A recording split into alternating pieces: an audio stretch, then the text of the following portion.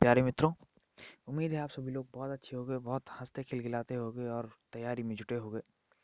उसी के साथ मैं भी आपका अपना पीयूष द्विवेदी एक बार फिर से लेकर आ गया हूँ आपके अपने चैनल पर, जिसका नाम है who want to be an electrical engineer. आज का हमारा जो टॉपिक है वो है ये डीसी मोटर। डीसी मोटर क्या है, ये कैसे काम करता है, क्या क्या होता है इसके अंदर, कितने पार्ट्स होते हैं, ये सब के बारे में जानकारी हम आज करेंगे। ठीक है, चलिए स्टार्ट करते हैं।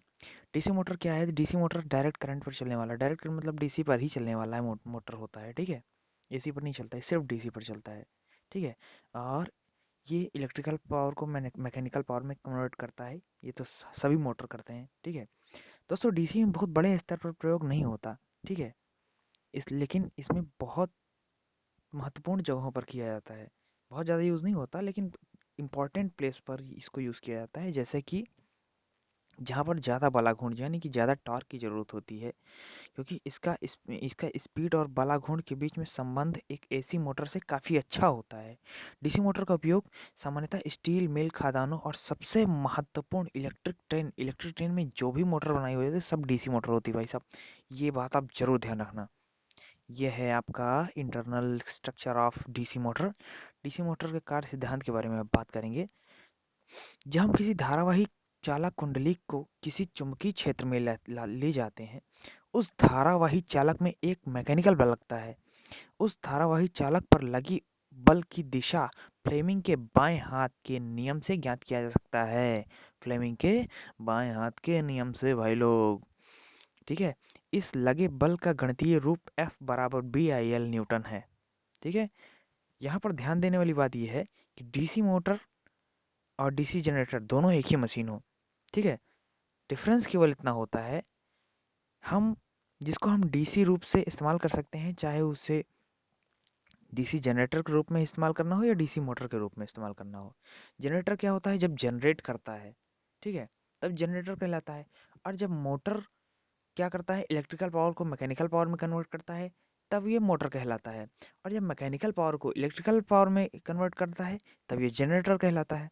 ठीक है, चलिए डीसी मोटर काम कैसे करता है। चलिए मान लीजिए एक मल्टीपोल की डीसी मोटर, जिसकी एक डीसी सप्लाई से जोड़ दिया गया। भाई चलिए जोड़ दिया गया। अब इसे डीसी सप्लाई से जोड़ते हैं तो मैग्नेटिक पोल एक्साइट हो जाता है। तो ये आपका एन और एस है। खुल जाओ भाई ब्रश। ये जो आपका एन है, एक ये एन है, ये एस है, ये दोनों क्या कहलाते हैं? मैग्नेटिक पोल होते हैं।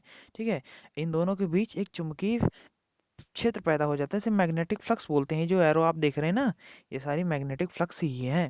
ठीक है, और इसके बाद क्या होता है, आप आप देख सकते हैं कि जब आर्मेचर चालक एन पोल की ओर है, ठीक है, आर्मेचर चालक क्या है? ये जो चौकोर चौकोर बना हुआ है, एक मिनट आप देख लो, ये जो बना हुआ है आर्मेचर चालक है ये। ठीक है, और क्या है? आर्मेचर चालक एन पोल की ओर है तो उसका चालक धारा की दिशा कागज के सतह से कहाँ पर होगा? लंबवत अंदर की ओर है। ठीक है, लंबवत अंदर की ओर, यानी कि ये, एक मिनट ब्रश खोल जा भाई, ये रहा आपका लंबवत अंदर की ओर। ठीक है, आगे बात करते हैं। जब आर्मेचर चालक एस पोल की ओर है, अब आर्मेचर चालक ये जो है आपका एस पोल की ओर हो गया। ठीक है, तो उस चालक में धारा की दिशा कागज के सतह के लंबवत बाहर की ओर होती है। लंबवत बाहर की ओर का मतलब, जैसे आप पहले तो अंदर की तरफ गई, उसके बाद ये बाहर की तरफ आ जाती है। ठीक है,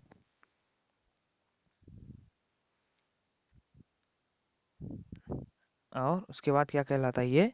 अतः यह धारावाही चालक मैग्नेटिक क्षेत्र में रखा है और आर्मेचर के चालकों पर चुंबकीय बल कार्य करेगा, जिसके कारण आर्मेचर चालक आर्मेचर को घूमने लगेगा। आर्मेचर चालक जो है, ये रहा आपका आर्मेचर चालक।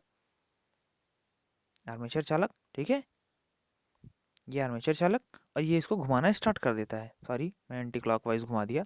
ये ऐसे घूमना स्टार्ट कर देता है। ठीक है, ऐसे एन से एस की तरफ। ठीक, axis of rotation, sorry sorry, ये रहा आपका एक्सिस ऑफ रोटेशन। ठीक है, ये ऐसे बार बार ये जो आपका आर्मेचर है, ये एन से एस की तरफ घूमना स्टार्ट कर देगा, डायरेक्शनल। ठीक है, ये आपकी डायरेक्शन होगी और ये घूमना स्टार्ट कर देता है। फिर क्या है, और यह लगने वाले बल की दिशा फ्लेमिंग के बाएं हाथ के नियम से ज्ञात कर सकते हैं, पहले बता दिया आपको। इसमें जब आर्मेचर घूमेगा और जब आर्मेचर के चालक उसमें लगे ब्रश से पार होकर दूसरे साइड में जाएंगे तो उस चालक में धारा की दिशा बदल जाएगी और उसके साथ साथ पोल की ध्रुवता भी बदल जाएगी। यानी कि क्या हो जाएगा, ये पहले चित्र से आप समझो कि जैसे जैसे जैसे मूव करता रहेगा, जैसे जैसे ये मूव करेगा, ठीक है, ये जैसे मूव करता जाएगा ये अपने आप यहाँ पर एन पोल होता जाएगा, यहाँ पर एस पोल होता जाएगा। जब ये इस तरफ जाएगा तो एन पोल में बदल जाएगा, सॉरी एस पोल में बदल जाएगा। जब इधर आएगा तो ये एन पोल में बदल जाएगा। फिर उसके बाद जैसे ये यहाँ से इनका डायरेक्शन ऐसे होता है, ये तुरंत ही अपन आपस में ये पोल्स बदल जाते हैं, ठीक है। फिर जैसे जैसे घूमते जाते हैं वैसे वैसे पोल्स में इनका डायरेक्शन बदलता जाता है, ठीक है। इसलिए इसमें कंटिन्यूअसली चलता रहता है, नहीं तो एक भी बस एक तरफ ऐसे चिपके पड़े रहें, ठीक है। समझ में आ गया दोस्तों? चलिए आगे हम कहाँ थे, देखिए लगातार एक ही दिशा में घूमेगा, ठीक है। अब आता है मोटर में विरोधी विद्युत वाहक बल। विरोधी विद्युत वाहक बल क्या होता है भाई? बैक ईएमएफ कहते हैं। बैक ईएमएफ तो जानती है ना आप लोग। चलिए, इसे काउंटर ईएमएफ के नाम से भी जाना जाता है। मोटर को सप्लाई देते हैं तो आर्मेचर घूमता है। चूंकि आर्मेचर एक चुंबकीय क्षेत्र में रखा है तो आर्मेचर के चालक उस चुंबकीय क्षेत्र को काटते हैं, जिसके कारण आर्मेचर चालक में भी एक विद्युत वाहक बल पैदा होता है। कैसे पैदा हुआ पता चला? जब आर्मेचर के चालक उस चुंबकीय क्षेत्र को काटते हैं तो आर्मेचर में भी एक विद्युत वाहक बल पैदा हो गया। ये ईएमएफ दिए गए डीसी सप्लाई के विपरीत होता है। भाई जैसे मान लीजिए हमारी एक डीसी सप्लाई है, हमने ऐसे ऐसे घुमाना स्टार्ट किया मोटर को। अब आर्मेचर के अंदर जब डीसी सोर्स पैदा हो गया तो ये तो उल्टा चलेगा ना।